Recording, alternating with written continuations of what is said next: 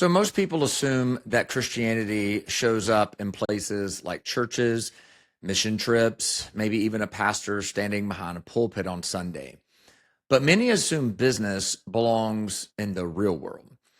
Faith is for church, work is for Monday mornings and the rest of the week. And the two should stay separate from one another.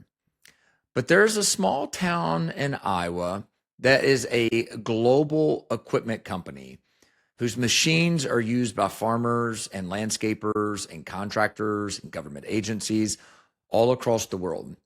It's a company where corporate gatherings sometimes begin with prayer in the name of Jesus Christ. Not a church, not a ministry, an equipment manufacturer. The people who built it believe something many Christians today, I think, have forgotten, which is the basis and the design of what this show is about.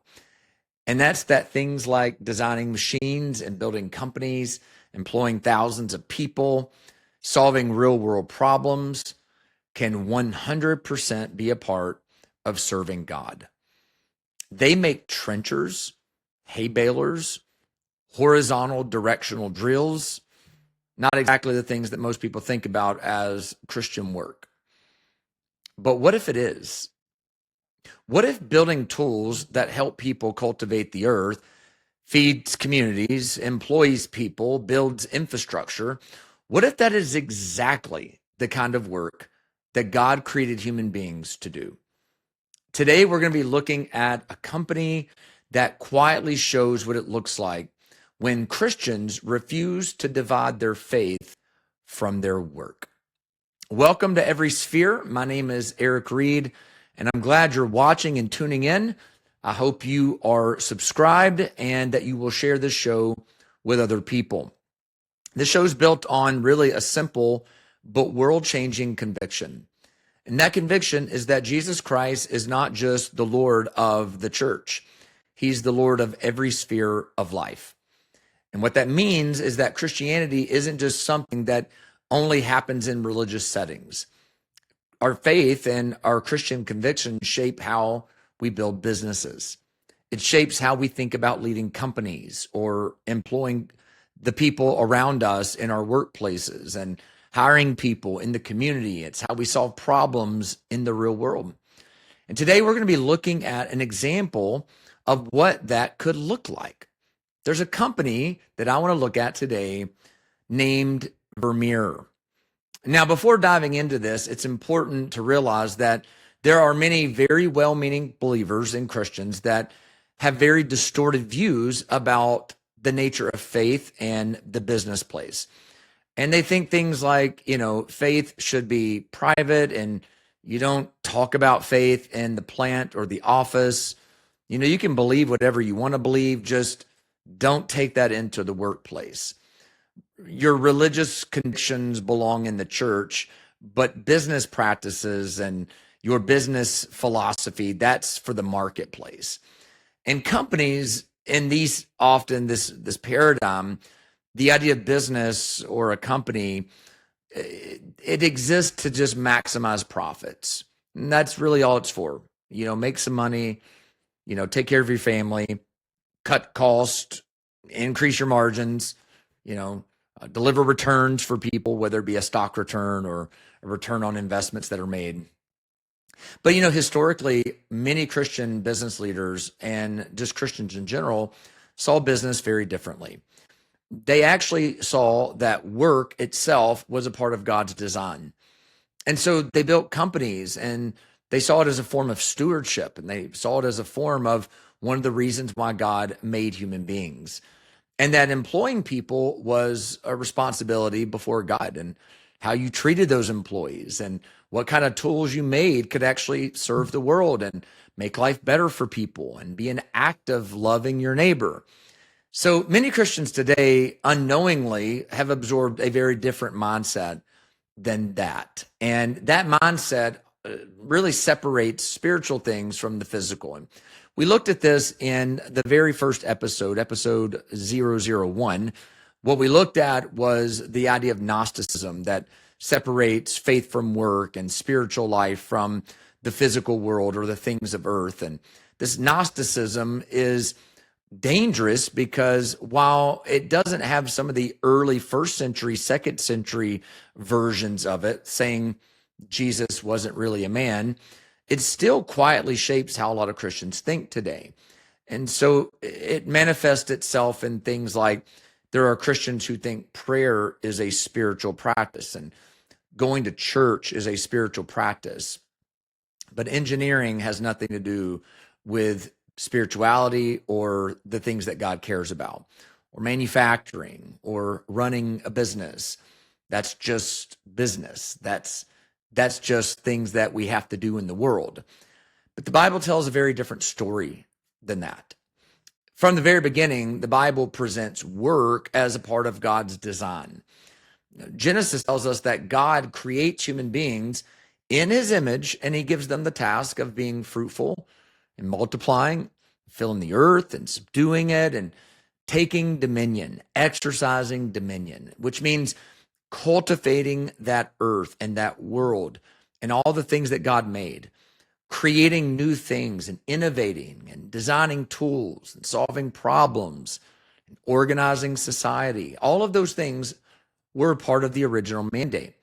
Work was never a punishment. Work is given to humanity before creation even experiences the result of the fall. Before sin enters the world, work is something that God designed human beings to do. It's a part of our original calling.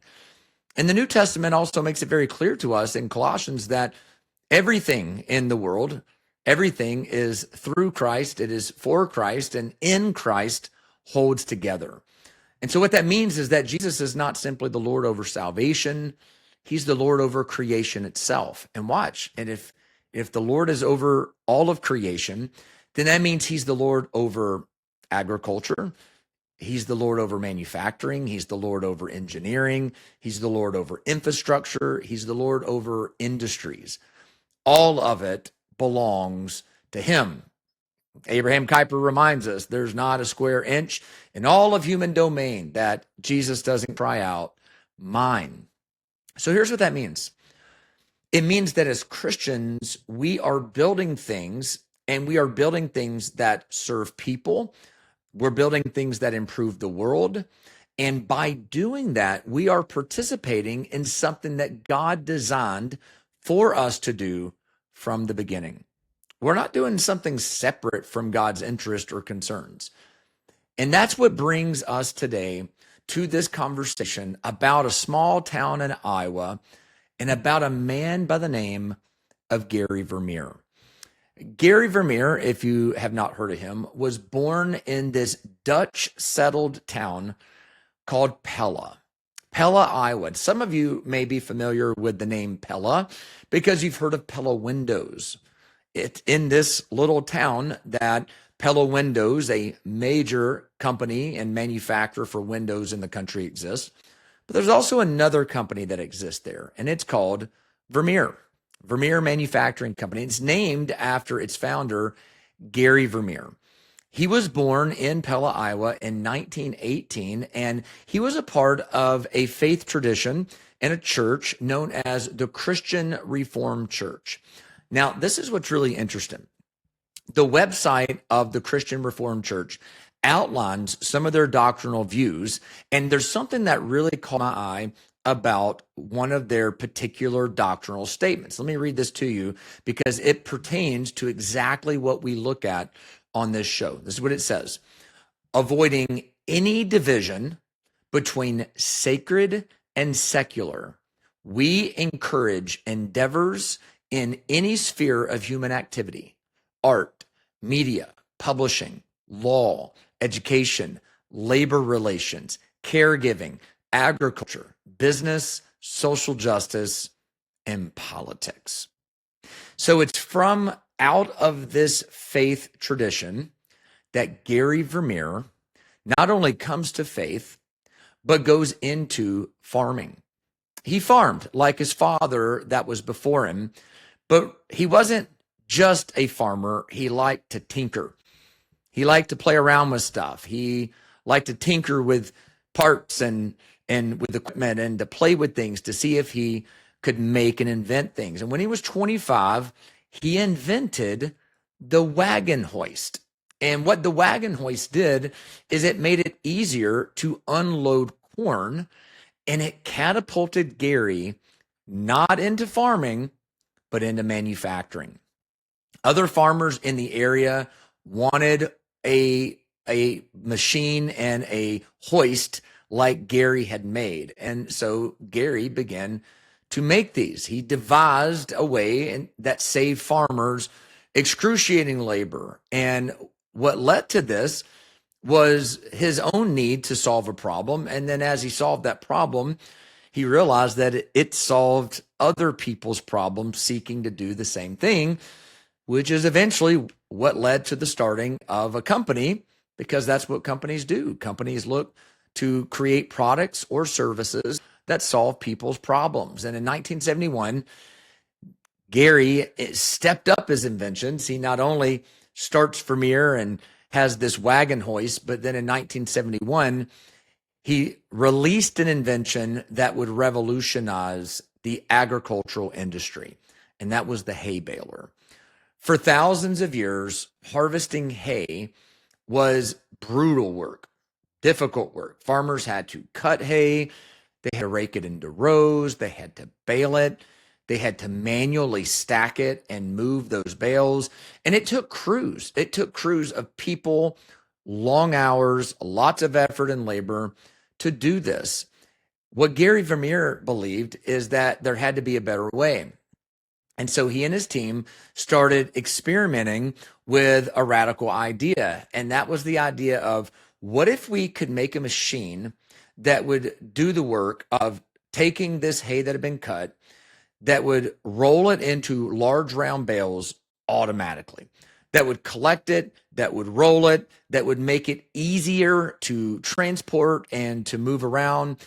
At the time, most people didn't think the idea would work. But after years of development, what ends up happening is Vermeer introduces this product into the market, and it changed farming forever. The large round baler enters into the world of farming. And instead of dozens of small square bales that had to be handled by hand and, manually produced, this machine created these massive round bales of hay that could then be moved mechanically. And so what once required an entire crew of workers could all of a sudden be done by a single farmer. And this innovation transformed the industry. And it also transformed American countrysides. I remember as a kid, as we would drive down roads, and I live in Tennessee. I grew up out in the country, as we would say. And we had many farms on the left and to the right of the road on the way to my house. And, these big round bales of hay were regular accompaniments of the roads in my area. Even driving down the interstate, you would see fields with these big round bales of hay. But even more particular, I would go to my papa's house, and my papa had an old blue Ford tractor, and he would cut hay and he would have it baled, and it would be these big round bales out in the fields. And I remember as a kid, I would climb on those bales of hay, and I would jump off of those bales of hay and, hit the ground and roll. And what's fascinating about that is that was Gary Vermeer and the Vermeer Corporation. That was their invention. That was their contribution. And farmers across the world adopted this technology, and it dramatically reduced the labor. It increased the efficiency of producing hay bales.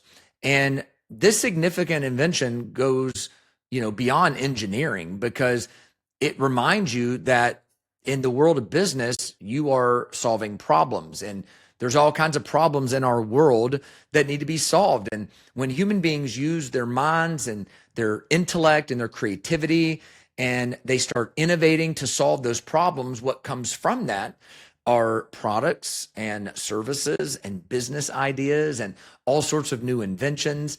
And in that moment and in those actions, human beings are doing exactly what God created them to do. This is a part of what it means to be an image bearer. This is a part of what it means literally to cultivate the earth. That's what Gary was involved in doing, and that's what he helped others to do. He also made it possible to serve his neighbors, to make it easier for them, not only to cut and bale hay, but to transport it and to get it to places where it needed to go. And so by doing this, by building these things and by creating this company, he is literally making the world better. One of Gary Vermeer's famous quotes, and it's on a wall at one of Vermeer's headquarters buildings, says this. I love this. His quote was, "Find a need, fill that need with a product built to last, and simply build the best." I love that. You can apply that into any business, really into any industry. If you will find a need that you can meet and fill that need with a product that is built to last, meaning it's built well and it's built with integrity and it's built with excellence. And then you simply build that product to be the best. That was his philosophy with Vermeer and the products that they would build. And over time, Vermeer Manufacturing Company would grow into a global equipment manufacturer, a worldwide player. And today it's fascinating. Vermeer builds machines that are used all over the world to do all kinds of things. They build equipment that helps farmers to harvest crops and utility companies to install underground infrastructure and tree brush chippers that turn branches into mulch. And they make grinders and they make shredders and stump cutters and vac trucks and vac trailers. And all of these are the types of machines that contractors and companies and governments today use to build the systems that our entire modern lives depend on. So every day you're interacting with a world that has these systems built by and dependent on these products. These machines help communities to function. But the story of Vermeer isn't just about great engineering. I want you to understand it's a company built on conviction. With Gary's conviction and his family's conviction and all that would begin to transform or transpire to build this company to be what it is. At Vermeer, they didn't believe that their faith had to be separate from their work. The company wasn't built on that, and the family didn't think like that. In fact, Christian beliefs were not hidden in the background of what they did. It shaped their leadership. It transformed their culture. They had a understanding that what their company existed to do and the products that they built and the customers that they served were a stewardship, not simply a good business idea or a money-making endeavor, but it was a stewardship. What's crazy and I think just fascinating, especially when you think about our modern world today, is that company gatherings and dealer gatherings are not afraid to start with prayer. In fact, it's been a normal occurrence for years in that company. And it's not like some vague spirituality either. They pray in the name of Jesus Christ. And so faith has not been something they've ever been embarrassed about. It shows up in how they think about their work. And Vermeer has always emphasized that community and dignity to their employees were always philosophies that drove them because of their faith. And so work wasn't just about extracting productivity out of their employees. It's about creating meaningful work. It's about providing good opportunities for their employees and people in that community to have jobs. And they serve customers outside of their own community, throughout the country, across the world. And so they're building tools that genuinely help people. Now, Gary Vermeer's son, Bob Vermeer, followed his dad to eventually become the CEO of the company. And he's remembered by the company as being a servant leader, someone who was generous and gracious and who deeply committed, to helping the company and the people inside the company succeed. In fact, there's a really cool plaque and statue of him in the Vermeer headquarters. And the plaque says something very simple, but very profound. And it tells you, again, about the culture of Vermeer. Listen to this description about Bob. It says this: as a faithful follower of Christ, he worked to be a good steward of all God gave him. I love that. I love that complete, total audacity to not hide what drove his efforts as a CEO, what drove his efforts as an executive. He was a faithful follower of Christ. His faith mattered to him. He was a disciple of Jesus. And as a disciple of Jesus, he worked, he labored because he saw himself as a steward of all that God gave him. And what all did God give him? Well, he gave him the opportunity to be in that role. He gave him intellect, and he gave him his gifts. He gave him his personality. He gave him the trust to have people underneath him, a company that depended on him, employees that depended on him. All of that is what he was a steward of. And God gave him that. And that was the way he viewed it. And it's the way Vermeer viewed it. It was a stewardship given by God. That's a very different way for most Christians to think about business. It shouldn't be, but it is. Business isn't just about profit. It's about stewardship. Now, how else does this play out? Well, it plays out in wanting to do things with excellence. And it's not just chopping off your Christian convictions and saying, yeah, we love Jesus. Like Vermeer doesn't put little crosses on their equipment. Their Christian faith shows up in how they treat people, but also in the axioms and the principles that guide and govern their business practices. So I want to highlight to you Vermeer's 4 P's. It's the 4 axioms that drive how they think about business. It's principles, it's people, it's products, and it's profit. So listen to the descriptors of these. Principles means the standards of honesty, being good stewards, doing for others what you would want them to do for you. They are a principled driven organization. People. For them, people means valuing everyone, the employee, the boss, the customer, as uniquely gifted and worthy of development and attention. In other words, we're people focused in every direction because people are made by God, people matter to God, and people are our business, whether we're talking about our people internally or the people that we're serving. The third is product.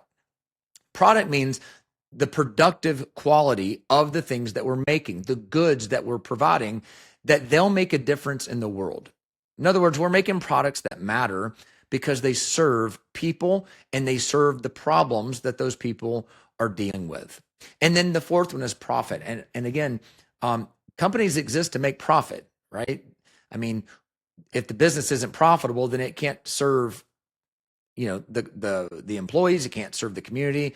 It can't serve anything if it's not actually healthy and making a profit. So profit is a value, but that means that profit is one of, not the only thing that matters here. They put their resources back into the company for financial stability. They are not simply interested in profit alone. There's a reason why Vermeer is still a private company and not public. And now it doesn't mean you can't be a Christian company and go public, but they are purposely private because they want to keep that culture, and they're not just focused on how do we drive the absolute maximum profit in everything we do. So they take these 4 principles very seriously. That's it's their roadmap. It's their framework for how they think about it. And this is so deeply embedded into what they do that, they talk about it within the company. This is a true framework. It's not words on the wall. But when you think about like people mattering and principles mattering, and then your faith being what brings those things to life, they even have a team of chaplains at Vermeer that minister to the workforce.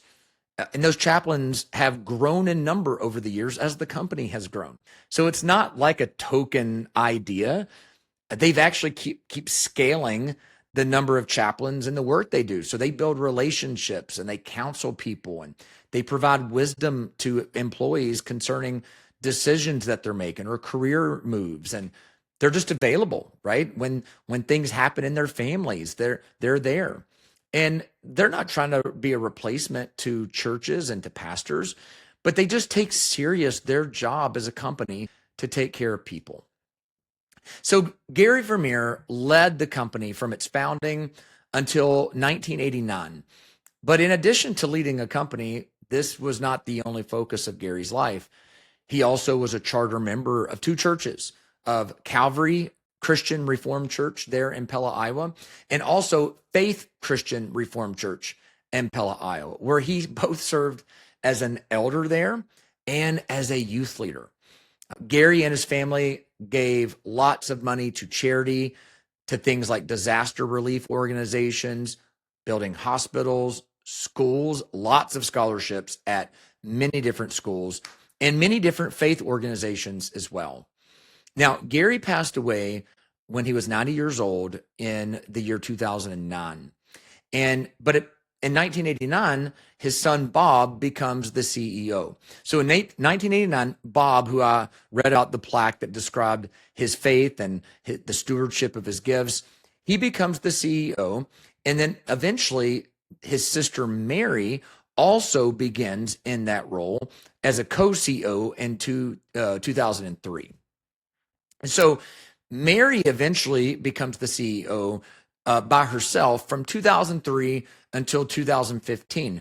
Now, Mary went to Calvin College, and she once said this, and I think this is a great quote from Mary. She said, "Clients come to us because they see us as a company of integrity. We want to be known that way, and we try to interact with everyone that way." So we want to be known as a company with integrity. We want to be known that way, and we want everybody that we interact with to see us that way. I think that's great. Her pastor once said this about her, and I think this is also pretty cool. The pastor said, "I observed particularly how Mary integrates her Christian faith with her values in life as a CEO of a family-owned company. Mary would want it clear that the placement of Christian values in the Vermeer business is a family decision, a tradition handed down from her parents and fully embraced by her and her siblings. She has led a company that cares for its people, those it serves, and those who serve it, as much as it values profit." And so this is the point we've been making. This company is thoroughly Christian in its culture and its philosophy, but it's also a business. They want to hire good people. They want to develop those people. They want to create products. They want to meet the demands of the marketplace. And they are not sacrificing being a great company because they're Christians.